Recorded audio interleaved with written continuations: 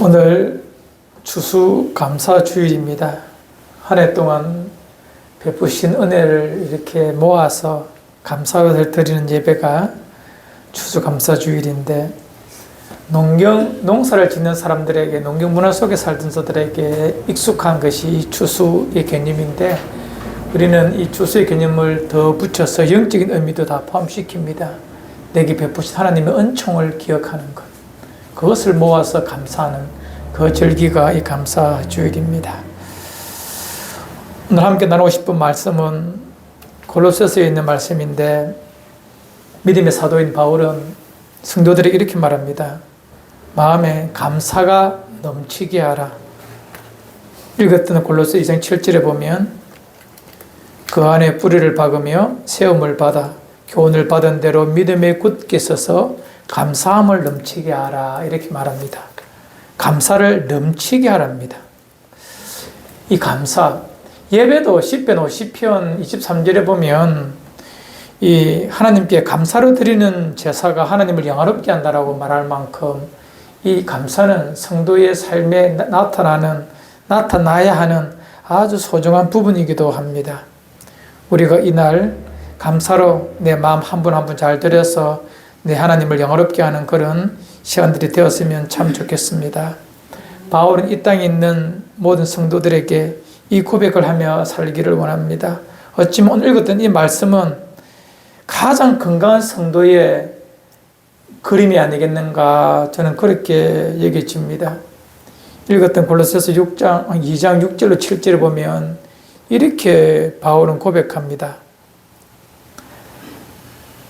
예수 그리스도를 내 인생의 구주로 만나서 그 안에서 살고, 그 안에서 뿌리를 깊이 내린 나무처럼 단단히 서서 날마다 하나님의 말씀을 받고 그 말씀대로 믿음에 굳게 서서 너의 영혼에 감사가 넘치는 삶을 사는 성도가 되어라. 그 모습이 가장 아름다운 성도의 모습이다라고 저는 또 성경을 우리에게 말해주고 있습니다.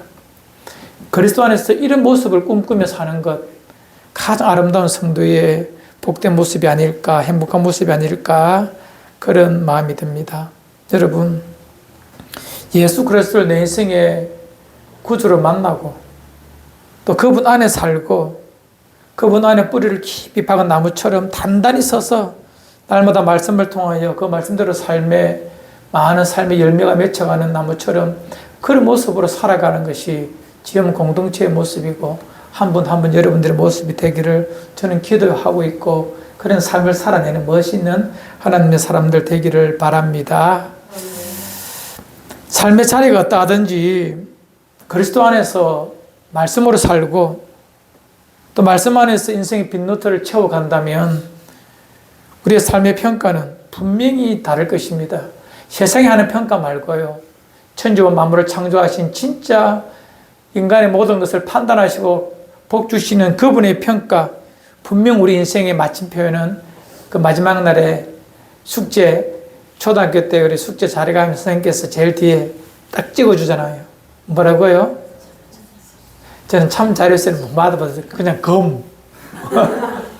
숙제 잘했다 검사만 하는 그 검을 찍었는데, 한번 참 잘했어요 받으면 진짜 기분 좋지요. 우리 인생 마지막 인생 노트 과정에 그 뒤에 주께서 우리에게 수고했다, 참 잘했다라고 아마 도장 찍어 주실 것입니다. 오늘 읽었던 이 말씀이 여러분들의 아름다운 신앙의 모습, 건강한 나무의 모습이기를 주의 이름으로 축원을 드립니다. 이런 평가를 받는 인생들, 정말 이렇게 아름다운 모습으로 살면 이 땅에서 분명한 삶의 열매가 맺히거든요. 성경에서 말하는 열매는 대부분 성령께서 주시는 열매는 눈에 보이지 아니하는 심령의 열매입니다. 마음의 열매가 큽니다. 성령 9가지 열매도 우리의 마음에 관계된 열매 아닙니까?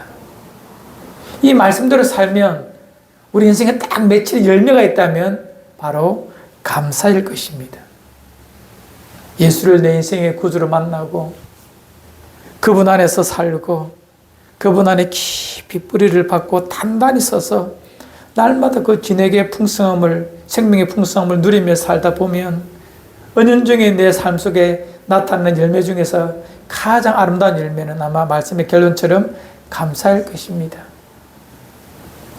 내 마음속에 넘치는 감사라는 것입니다. 여러분, 그래서 감사는요, 환경의 문제가 아니라 내 마음의 문제입니다. 뭐라고요? 마음의 문제예요. 여러분, 전에 한번 나눈 적이 있는데, 우리 그 기도하시는 분들하고는, 여러분, 내한테 사과가 3개 있습니다. 사과가 3개 있어요. 각자의 사과가 3개 있어요. 하루에 하나씩 먹어요. 자, 여러분들은 그 사과 3개를 먹는데 하루에 하나씩 3일 동안 먹어야 되는데, 좋은 것부터 먹겠습니까? 안 좋은 것부터 먹겠습니까?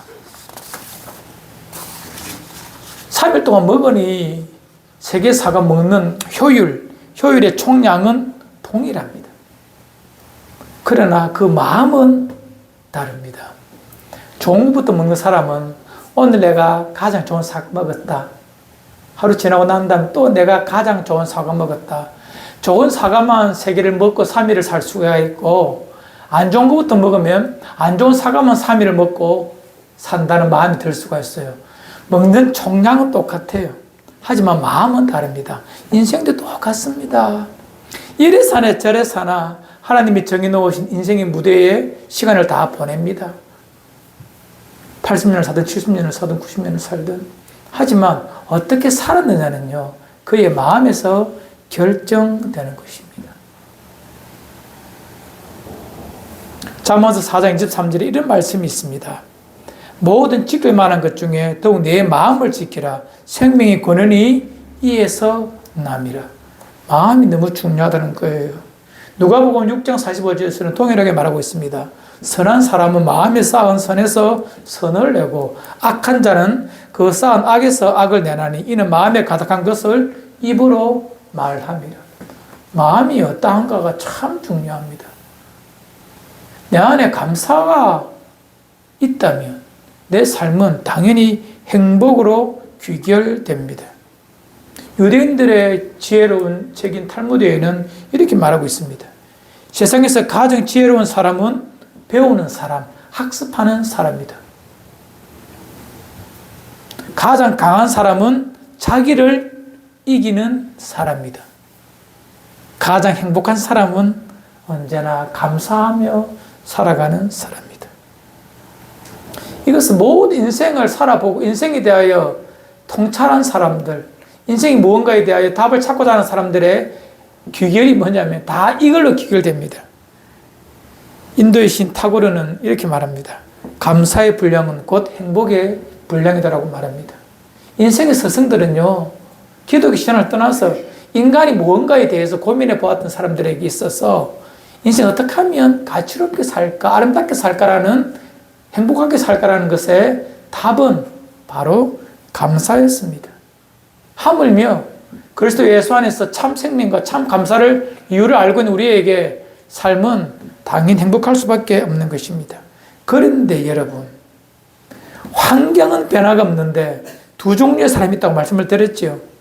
어떤 사람은 없는 것에 대하여, 결핍에 대하여 불평, 원망, 시기하는 마음으로 자기의 삶을 망가뜨리는 사람이 있고, 어떤 사람은 있는 것을 찾아서 감사함으로 마음의 만족, 자족함으로 그 마음에 기쁨이 있어 행복하다는 것입니다. 내 마음이 다르다는 것입니다. 여러분, 이거는 곰곰이 생각해 볼 필요가 있는 것입니다. 인생 끊임없이 없는 것을 묵상하고 결핍을 생각하고 그 결핍 때문에 더 가지려고 마음에 불평과 짜증과 원망이 있으면 결국 그 인생에 감사가 나타날 수가 없고 결국에는 내 인생을 염세적으로 비관적으로 살게 만드는 것입니다. 반대로 내게 있는 것을 지금 헤아려 보십시오. 내게 무엇이 있는가? 있는 것을 끊임없이 가지고 묵상하고 그 주신 것에 하나님께 또는 내 그것을 있게 하신 내 이웃에게, 지체에게, 부모 형제에게 또는 사랑하는 그에게 감사할 수 있다면 어찌 내 인생이 감사로 나타나지 않겠습니까? 여러분, 열심히 내게 있는 것을 찾아보십시오. 그것을 묵상하십시오. 그것에 감사와 기쁨을 발견하십시오. 인생 이래 사나 저래 사나 고해, 인생 슬픔의 바다인 것은 성경도 말하고 불교에서도 말하고 모든 인생을 묵상하신 자들의 공통점이 이 인생은 험한 파도치는 바다와 같다. 고해라고 말합니다. 똑같습니다. 성경도 말하지요. 인생 60, 70, 관건한 80이지만 그 자랑은 수고와 슬픔뿐입니다. 인생은 힘든 것 자체예요. 하나님 힘들다고 비관적으로 사는 것이 아니라 그 안에 기쁨이 있으면 감사가 있기 때문에 가능한 것입니다. 어떻게 살겠습니까? 감사에도 차원이 있어요. 주부의 이면에 좀 적어두었지만 칼럼만 해도 감사에는 세 차원의 감사가 있습니다.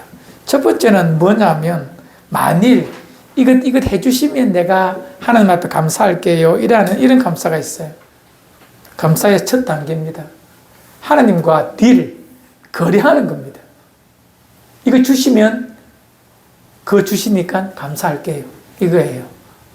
이건 참 유치하다면 그렇지만 참 초보의 감사입니다. 제가 초등학교 때 보았던 재미난 우화 하나, 재밌는 옛날 이야기 하나 드릴게요. 어느 고을에 원님이 참 정치를 잘해서 그 정치가 많은 백성에게 잘 미쳐서 참 그 땅이 참 잘 되고 행복한 마을이 있었습니다. 고을이 있었습니다. 그런데 그 고을에 참 착한 농부가 있어 열심히 물을 심었는데 뭘 심었다고요? 확인하는 이유는 잘 듣고 계신가 봐요.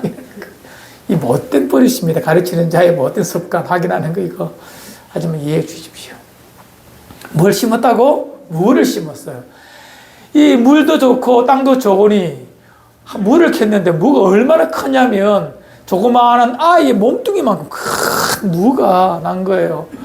너무 좋은 거라. 그래서 이걸 자기가 먹기는 그래서 이렇게 선정을 베풀고 우리를 살기 좋게 한 그 원님에게, 마을 원님에게 가서 감사를 드렸대요. 가서 물을 딱 가지고 지게에 쥐고 가서 드립니다. 원님께서 이렇게 선정을 베풀어서 이 땅이 이렇게 잘 살고 내가 행복하니 내가 감사로 원님께 드립니다. 라고 드리니 그 마음 좋은 그 원님이 너무 기쁜 거예요. 그래서 클클 웃으면서 옆에 있는 사람에게 묻습니다. 우리 이 원내에 우리 지금 창고 안에 곳간에 무엇이 좋은 것이 있느냐라고 물으니 옆에 있던 이방이 이렇게 말합니다.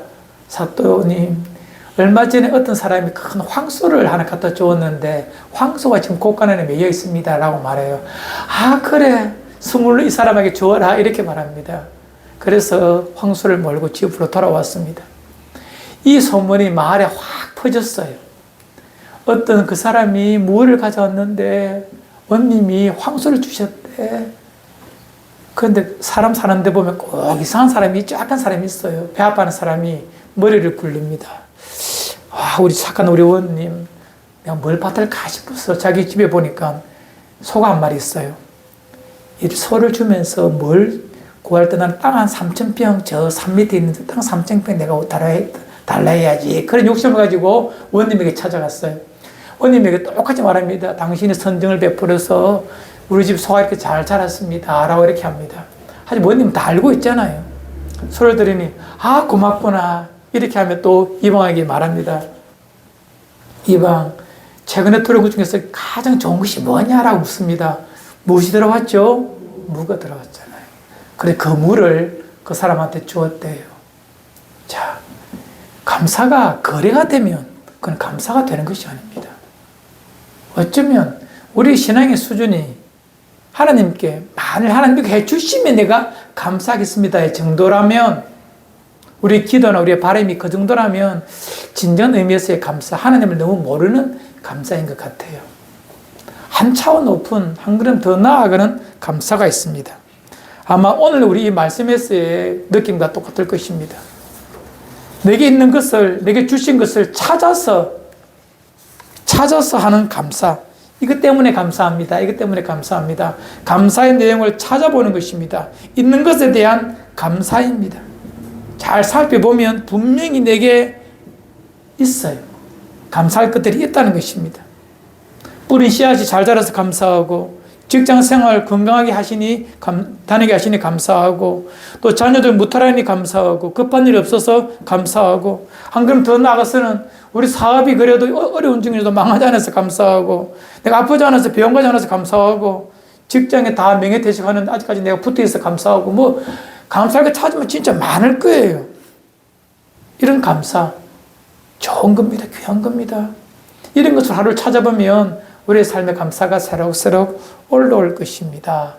그런데 여러분, 이 세상은 고해입니다. 힘든 땅입니다. 그래서 찾아도 그런 감사 그렇게 많지 않을 거예요. 그래서 하나님이 기뻐하는 진짜 감사가 있어요. 그럼에도 불구하고에 감사합니다. 이거는 믿음과 결부되어 있습니다. 하나님께서 인도하시는 길은 분명히 나의 계획과 내 생각보다 더 선하고다, 내 인생이 더 유익하다는 믿음에서만 이 감사가 가능한 것입니다. 합력하여서 선을 이루어 가시는 하나님의 섭리를 전적으로 신뢰할 때만 가능한 것이 이 감사입니다. 이 감사는 하나님을 기쁘시게 하는, 아버지를 기쁘시게 하는 감사입니다. 성숙한 성도의 감사요. 성경에서 하나님의 뜻인 범사에 감사한다는 것이 바로 이 감사의 의미가 되는 것입니다. 여러분, 혹 내 몸에 찾아온 질병에 감사할 수 있습니까? 자녀의 일탈에 감사할 수 있습니까? 작년보다 더 어려워지는 가정 경제를 보면서 감사할 수 있습니까? 부모보다 먼저 떠난 자식이 있어 그 가슴에 묻고 그 일 때문에 감사할 수 있습니까? 이미 떠나버린 과거에 사랑했던 자의 빈 자리를 보면서 감사할 수 있습니까? 내 몸의 질병보다도 더 참기 어려운 내 자녀의 몸의 질병을 보면서도 하나님께 감사할 수 있습니까? 이것이 바로 그럼에도 불구하고의 감사입니다. 사랑하는 성도 여러분, 하나님 우리의 피난처이고 우리의 보호자 되어 주십니다. 그분께 달려가면 도저히 이해되지도 않고 납득되지도 않는 상황 속에서도 감사할 수가 있습니다. 하나님께서 내게 그 주신 그것이 내게 유익하기 때문에, 내 영혼에 유익하고 선하기 때문에 내게 그걸 주신 거예요. 타인이 보기에는 그것이 힘든 일이고 고난이고 슬픔이고 아픔이지만 그것을 믿음으로 해석해내는 힘이 있다면 하나님 이것을 통해 가장 좋은 것 주실 것을 믿고 있기 때문에 감사한다면 아버지 마음이 얼마나 기쁠까요?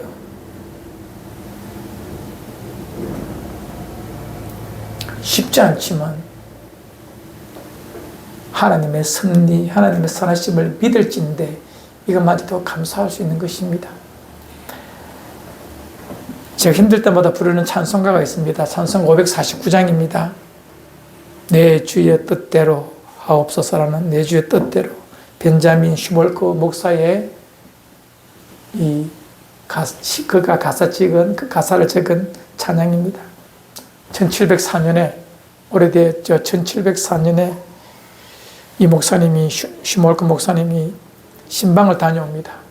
하루 종일 열심히 신방 다녀서 돌아오는데 사택에 불이 났습니다.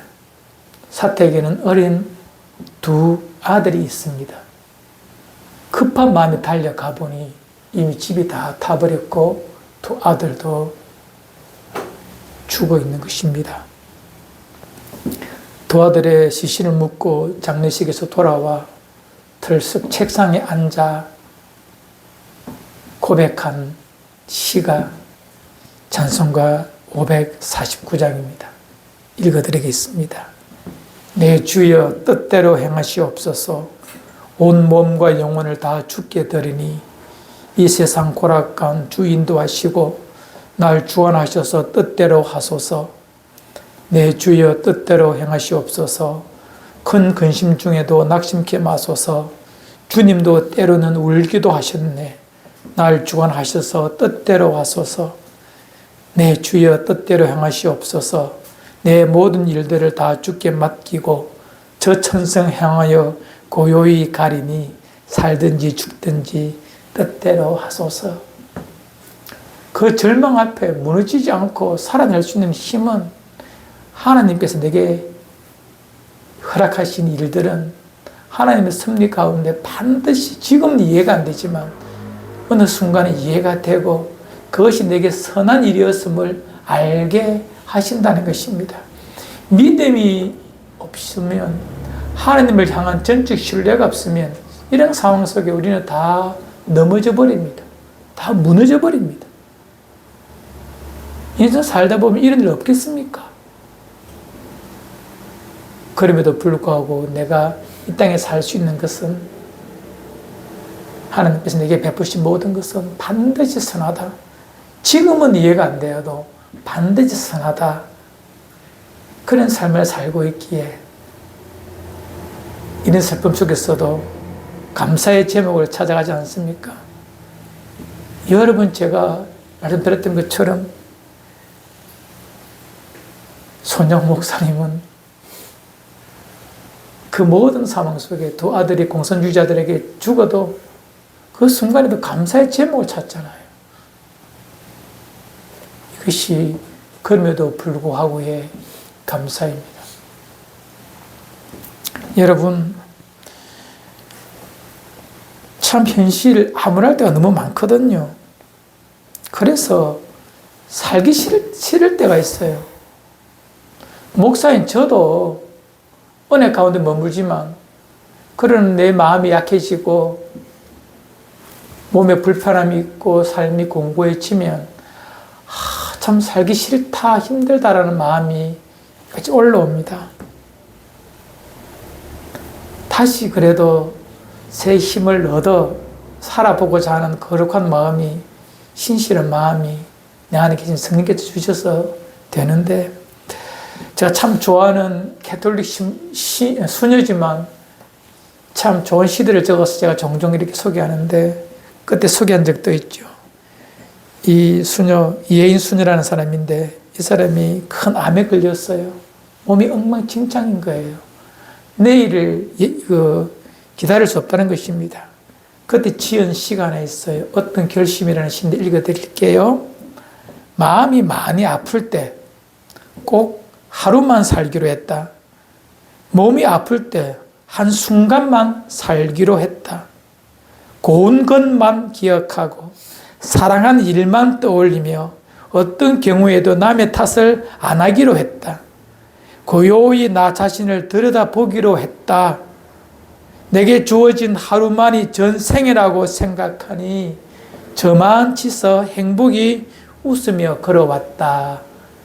이런 시를 적었습니다. 여러분, 나도 어렵지만 그도 어렵습니다. 다 어렵습니다. 이 땅에 결핍이 없는 인생이 어디 있겠습니까? 다 결핍이 있습니다. 없는 것이 있다는 것입니다. 보기에는 다 가진 것처럼 보이지만 들여다보니 그 안에 다 결핍이 있다는 거예요. 경제적인 결핍, 사람 관계의, 인간관계의 결핍, 육체의 결핍, 아무도 이해할 수 없는 영적인, 정서적인 결핍 다 있어요. 결핍이 없는 사람은 아무도 없습니다. 그건 인간이 아니죠. 그 결핍의 상황에서 결핍을 보지 않고 내게 있는, 내게 존재하는 그것을 가지고 감사의 제목을 찾고 이해해 나가면 우리 속에는 분명 감사할 것이 넘쳐날 것입니다. 여러분, 세상 것 다 어쩌면 있다가 없어집니다. 그렇지요?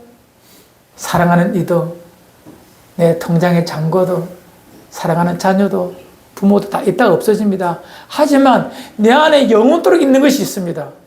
무엇일까요? 오늘 말씀에서 찾아봅시다.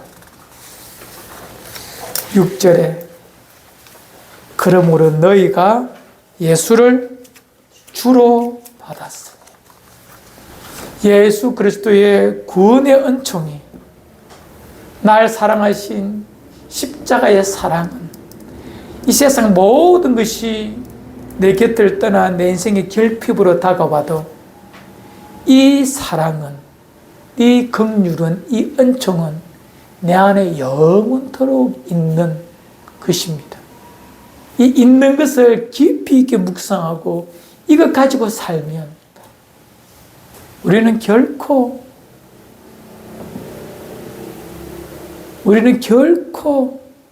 무너지지 않습니다. 감사가 우리 안에 있는 것입니다. 바울은 다른 성경 고린도후서 9장 15절에 이렇게 말하고 있습니다. 말할 수 없는 그의 은사로 말미암아 하나님께 감사하라. 말할 수 없는 그의 은사. 이거는 이 은사는요, 예수 믿으면 주는 선물이 아니라 단수로 되어 있기 때문에 이 은사는 앞뒤 문맥을 통해 볼 때 이거는 구원의 은총입니다. 선물입니다. 독생자 예수님을 통하여 하나님 아버지가 우리에게 주신 최고의 선물, 영생의 구원의 은총의 선물입니다. 내가 받은 구원의 은혜만 생각하며 어떤 삶의 환경 속에서도 이 구원이 주님을 향하여 내 마음이 분명히 서 있다면 그것을 감사로 내 안에서 더욱더 생명력으로 일구어 간다면 우리는 정말 아름다운 그림의 아름다운 모습의 든든한 생명나무로 살아갈 수가 있는 것입니다. 오늘 읽었던 골로새서 성경은 이 라오디게아 교회 밑에 있는 골로새 지역에 있는 교회인데 바울이 한 번도 가보지 아니한 그런 교회, 성도들이 모여 교회 공동체를 이루었는데 이 공동체에게 예수의 십자가와 복음과 은총과 너에게 있는 하나님의 긍휼이 무엇인지를 이렇게 설명해 좀 위로해 주는 말씀이 골로새서 말씀이에요. 이 골로새서 말씀을 기록할 때 바울이 어디 있느냐면 로마 감옥에 갇혀 있어요.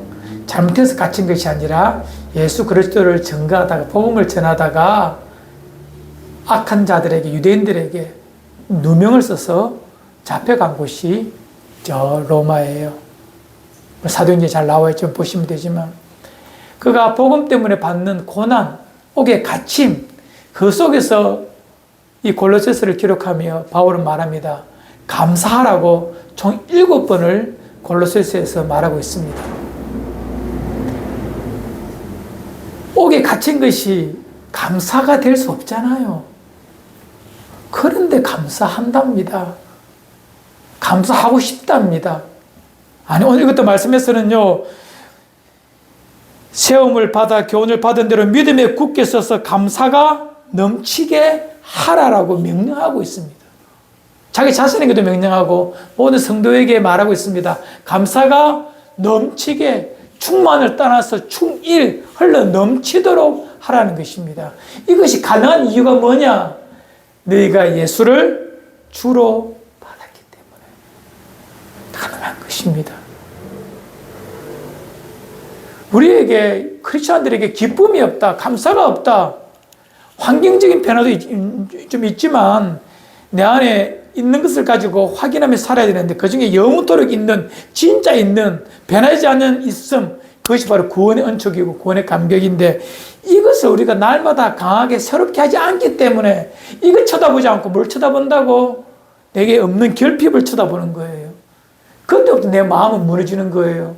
내 마음밭은 사탄의 놀이터가 되어서 끊임없이 원망하고 짜증내고 불평하고 이렇게 만든 부모를, 이렇게 만든 남편을, 아내를, 자녀를, 환경을, 그를 미워하면서 내 삶을 슬픔으로 만들어가는 바보 같은 어리석은 짓을 하는 우리의 모습이 아닌가요? 성도는 이것만으로도 충분히 감사가 넘치고 넘치는 삶을 살 수가 있는 것입니다.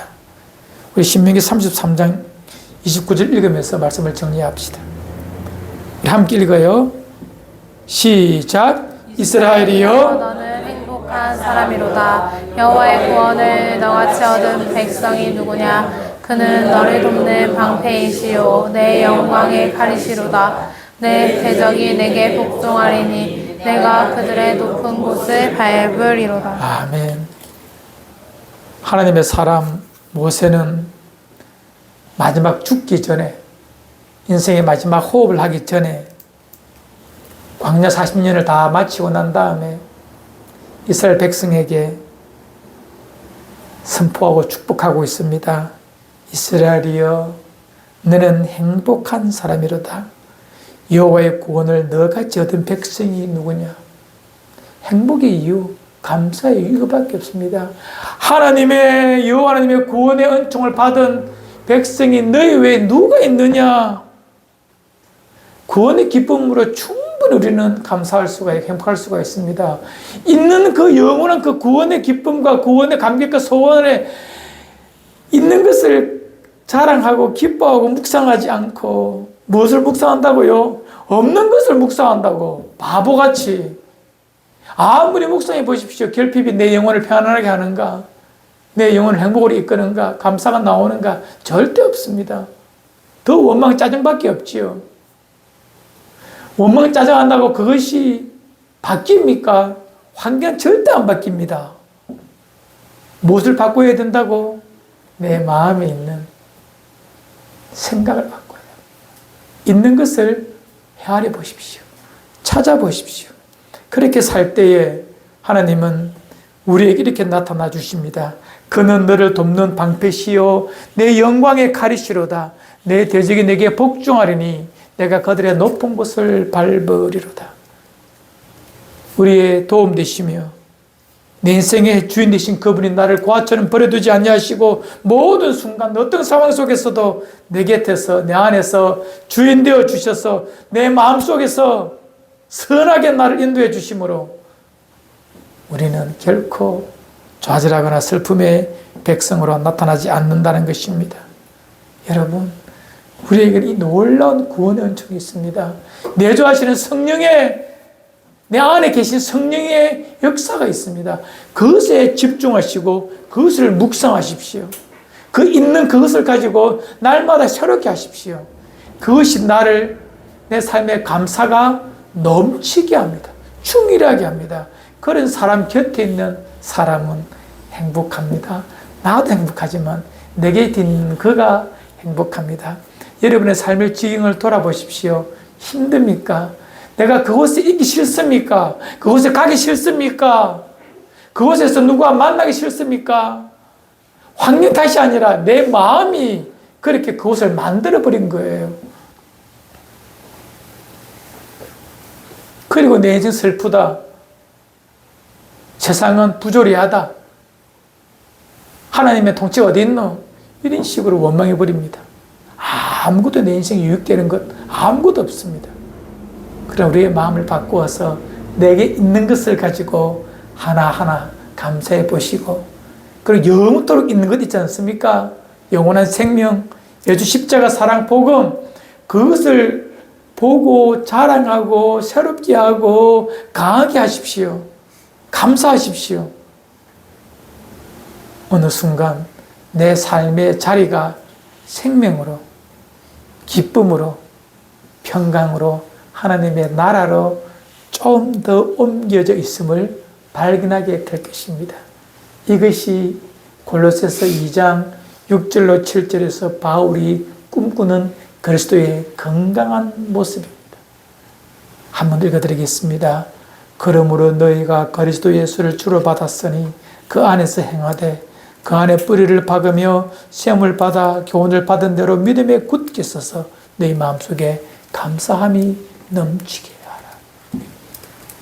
이 아름다운 모습이 여러분 한 분 한 분 주님 앞에서의 모습이기를 주의 이름으로 축원을 드립니다.